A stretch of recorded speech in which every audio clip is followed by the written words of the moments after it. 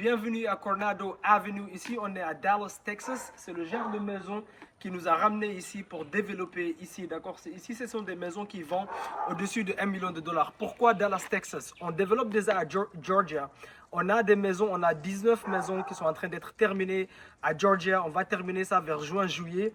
Mais Texas, le truc, c'est que vous allez remarquer si vous venez ici, cette maison ici ne ressemble pas à la maison juste à côté. Et la maison à côté ne ressemble pas à la maison là-bas. Donc pourquoi Texas? Parce que, un, il y a beaucoup moins de régulation.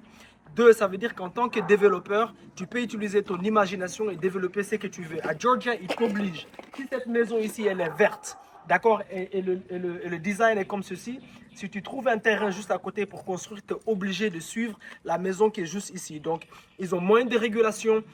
Pour avoir le permis, quand tu trouves ton terrain, ça va beaucoup plus vite. Et puisqu'il y a moins de régulation, on peut construire non seulement beaucoup plus vite, mais beaucoup plus de maisons qu'à Georgia. C'est pour cela que mon équipe et moi, on vient d'arriver à Dallas. On a littéralement déménagé ici.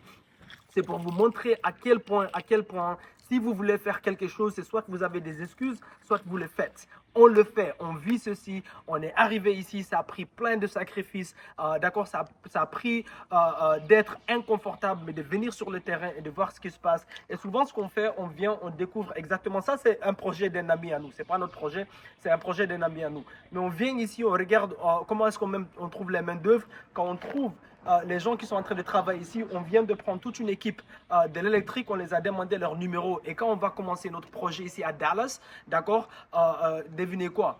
C'est comme ça qu'on va aller dans des projets qui sont en pleine construction. Et si on voit les mains d'œuvre sur le terrain, j'utilise ChatGPT pour traduire en espagnol pour moi. Je leur demande leur numéro, les électriciens, les plombiers, tout ça. Et dès qu'on commence notre projet, eh bien, ils viennent travailler sur notre projet. D'accord, la famille? Donc, on est ici à Dallas, Texas. Les gens de la communauté qui veulent, d'accord, se connecter avec moi ici, faites-moi signe. Je viens d'arriver ici il n'y a même pas 3 jours, la famille. C'est soit vous voulez le faire, soit vous avez des excuses. Boum, boum, boum.